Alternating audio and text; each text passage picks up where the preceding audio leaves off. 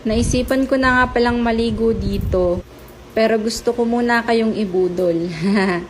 Kasayahan na nga nating mga nanay ang maglinis at makitang malinis ang ating buong bahay, lalo na nga pala itong CR. Tuwang-tuwa nga pala ako dito sa toilet cleaner na na-check out ko dito sa TikTok.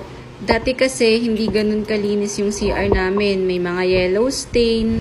Kaya kahit anong linis mo, madumi pa rin siyang tingnan. At naghanap nga ako ng toilet cleaner dito sa TikTok. At nakita ko nga pala itong Shine Pro na toilet cleaner. At strong descaling pine scent nga pala itong napili ko. Napakabango niya at tumatagal nga pala siya ng 2 to 3 days bago mawala yung amoy.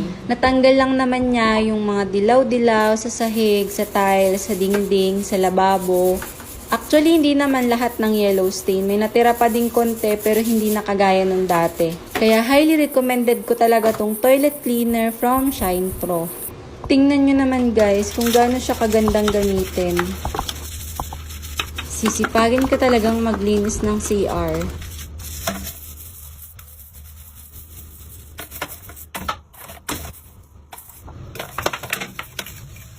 Kakalinis ko nga lang pala nung isang araw at naglilinis na naman ako ngayon.